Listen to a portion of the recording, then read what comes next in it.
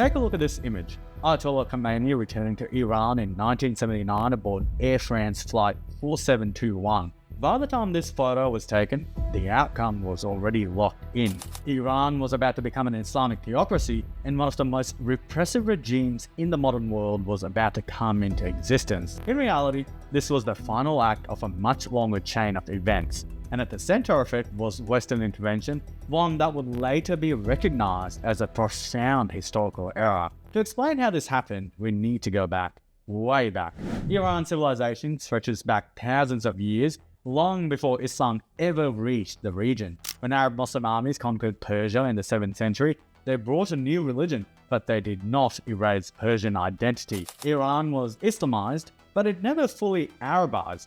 Persian language, culture, and historical memory survived, re-emerging over time within an Islamic framework rather than being replaced by it. By the early 20th century, this produced a uniquely Iranian identity rooted in ancient Persian culture and Shia Islam. In 1906, Iran took a decisive political step forward by establishing a constitutional monarchy with an elected parliament, the Majlis, intended to limit royal power. Despite periods of instability and authoritarian rule, especially under Reza Shah Pahlavi, these reforms helped cultivate a sense of political awareness that would shape Iran's future.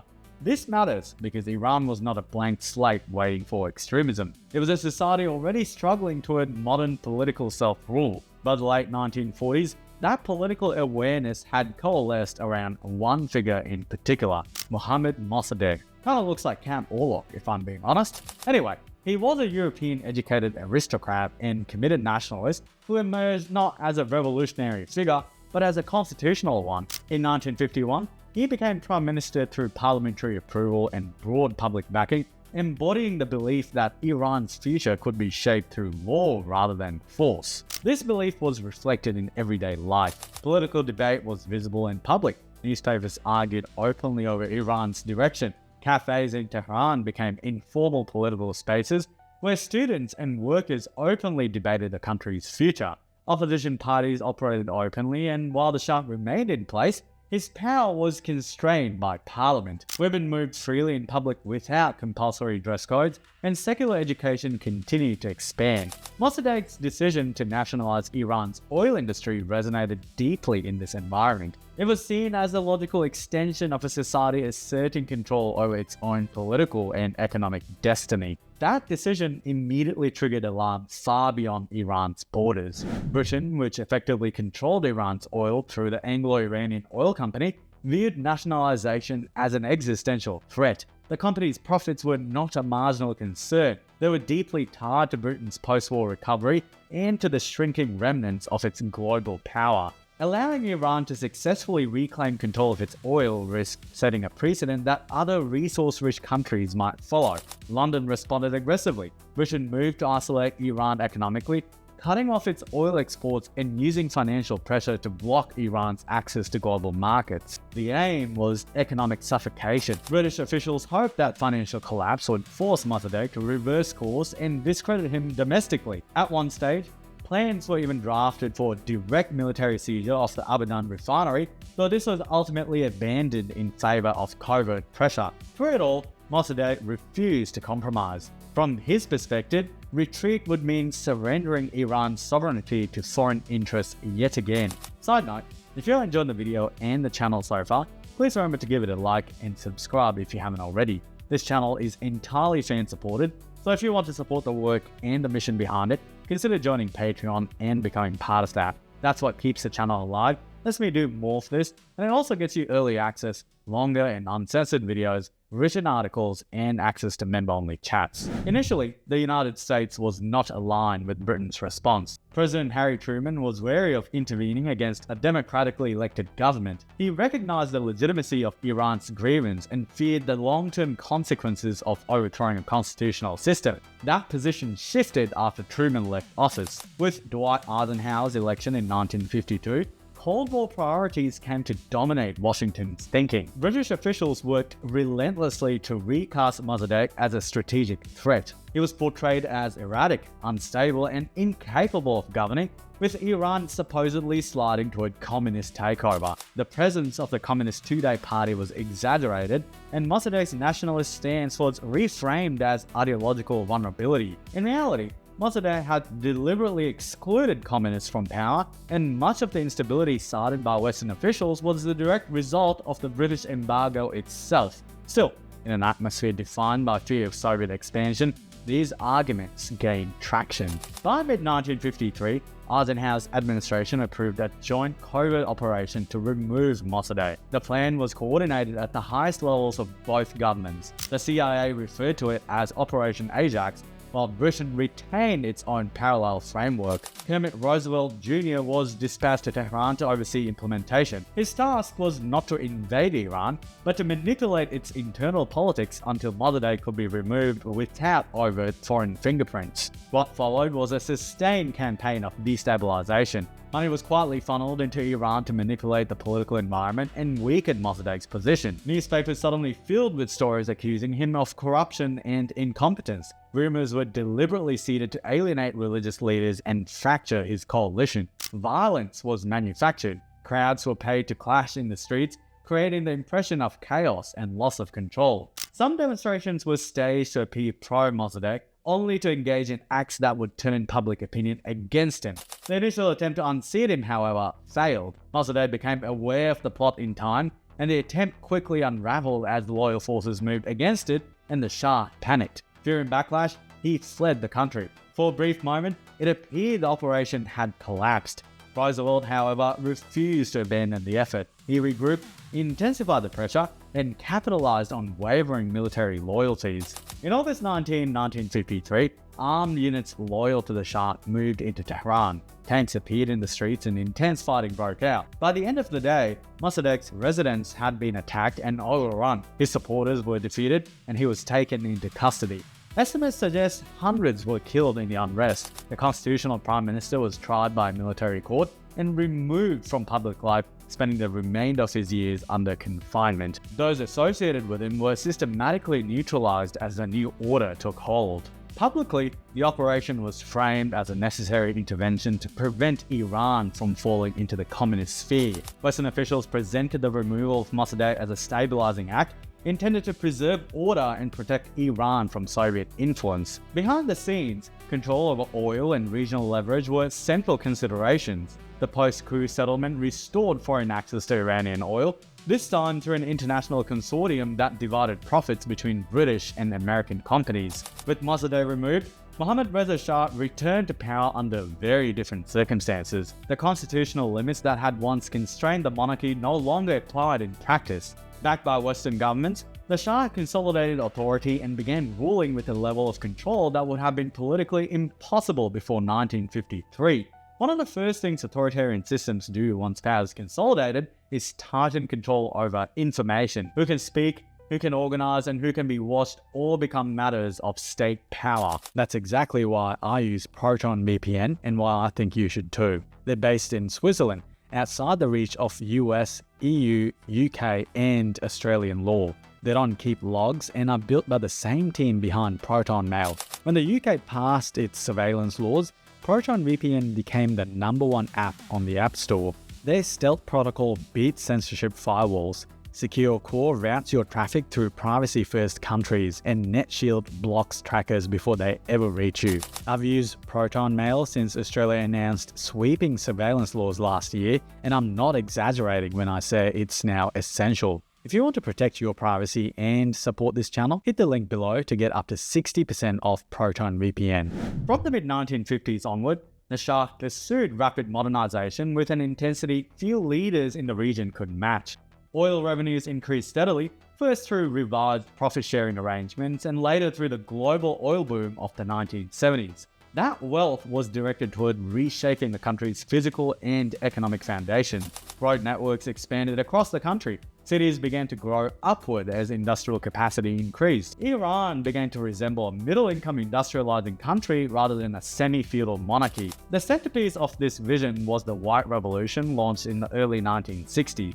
It was designed to reshape Iranian society from above, weaken traditional power centers, and bind the population to the state rather than to religious or landed elites. Land reform reduced the influence of large landowners and redistributed property to millions of rural families. Education expanded dramatically, with literacy programs reaching areas that had long been neglected. Women's legal status changed in visible ways, including access to the vote and greater protections in family law. In urban centers, everyday life increasingly reflected Western influence. For many Iranians, these changes were real and tangible. Access to higher education widened, opening new professional paths and making upward mobility possible for people who had long been excluded. This resulted in a new middle class emerging, especially in Tehran and other major cities. Iran's military grew into one of the most powerful in the region, equipped and trained by the United States. The Shah presented Iran as a stable, secular partner of the West and a counterweight to both Arab nationalism and Soviet influence. For a time, that arrangement held. The regime delivered economic growth and projected a sense of forward movement. Many Iranians took pride in the country's transformation and were willing to tolerate the Shah's dominance in exchange for stability. The system did not unravel in the 1950s or even in the early 1960s. Its failure came later, and it emerged from deeper structural problems rather than sudden collapse. Beneath the surface, political life steadily hardened. The Shah relied more heavily on coercive power as the years passed, and the space for dissent narrowed accordingly. The creation of Savak normalized surveillance as a permanent feature of everyday life, rather than an exceptional security response. Opposition movements did not fade away because they lost relevance. They disappeared because they were systematically dismantled. As this process continued, electoral politics lost substance, parliament ceased to function as an effective constraint, and reform through legal means became largely symbolic. This repression was not applied evenly. Secular nationalists and left-wing groups were pursued relentlessly, leaving them fragmented, intimidated, or even driven into exile. Religious institutions occupied a different position within society. Mosques remained woven into daily life, and clerics retained moral authority that the state could not fully extinguish. Although they were monitored, these networks survived in ways secular movements could not. At the same time, the Shah's modernization strategy produced significant cultural strain. Rapid economic change altered social structures faster than new sources of legitimacy could take hold. For many religious Iranians, secular reforms did not feel like organic progress. They felt imposed. Measures presented by the state as modernization were often experienced as the erosion of familiar norms, particularly when they affected education, law, or public behavior. This sense of displacement was not universal, but it endured. It was within this environment that clerical opposition began to take clearer political shape. Figures within the religious establishment who had previously remained marginal started to present the Shah's rule as fundamentally illegitimate. They framed it not only as authoritarian, but as hostile to Islam itself. One cleric in particular, Ruhollah Khomeini, emerged as a focal point after openly condemning the Shah's reforms in the early 1960s. His rhetoric linked domestic repression to foreign influence and cast the monarchy as a betrayal of both religious tradition and national dignity. The state responded with force. Protests were violently suppressed, and Khomeini was eventually forced into exile. Yet exile did not neutralize him. Removed from immediate repression, his message circulated through sermons and recordings that traveled along networks the state could not fully control. Over time, religious opposition gained something secular movements no longer possessed. It gained continuity. By the 1970s, Iran was wealthier and more educated than it had ever been. It was also politically brittle. Secular alternatives had been eliminated, and constitutional politics no longer carried credibility. Society remained charged with expectation and resentment, but there was no legitimate outlet for that pressure. That vacuum would not remain empty for long. By 1978, the pressure that had been building for years finally broke the surface. Protests began to spread in ways the regime could no longer contain. The spark came in January when a state-run newspaper published an article attacking Ayatollah Khomeini. The piece was intended to discredit him, Instead, it ignited demonstrations in the religious city of Qom. When security forces responded with lethal force, the deaths triggered a cycle of mourning protests rooted in Shia tradition. Each commemoration produced larger crowds than the last. As the year progressed, opposition to the monarchy widened beyond students and clerics. Work stoppages began to paralyze key sectors of the economy. Oil production slowed sharply, depriving the state of revenue and confidence. Public life became increasingly ungovernable. By late summer, vast crowds were filling the streets of Tehran and other major cities. The language of reform faded. Calls for the Shah's removal became explicit. In September, the regime attempted to reassert control through force. Martial law was declared and troops opened fire on demonstrators in Tehran's Jaleh Square. The killings became known as Black Friday. Whatever hope remained for compromise largely evaporated after that day. For many Iranians, the massacre confirmed that peaceful reform had reached its limit. Even within the armed forces, loyalty began to fracture. In January 1979, the Shah left Iran, officially for medical treatment. He would never return. His departure was met with public celebration rather than fear. The monarchy, which had defined Iranian political life for centuries, collapsed with remarkable speed. When Khomeini returned from exile weeks later, he was greeted as the embodiment of victory rather than merely its beneficiary. The transition that followed was swift.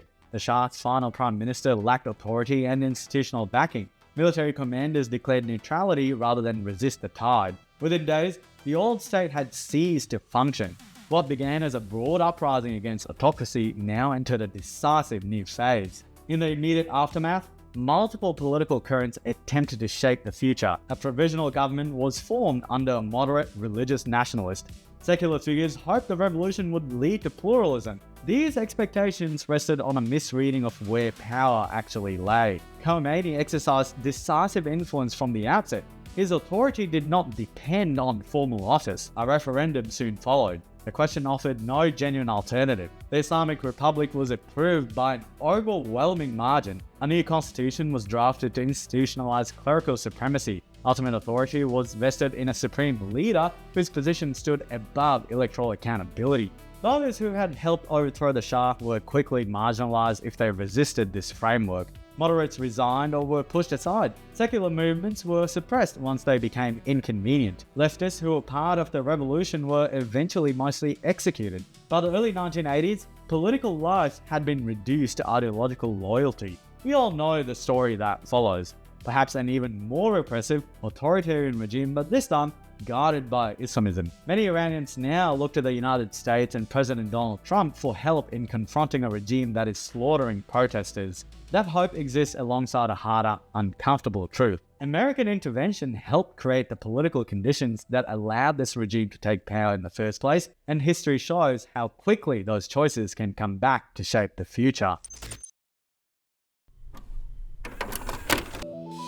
In the neon haze of a broken dawn, steel towers hum, but the wild runs on.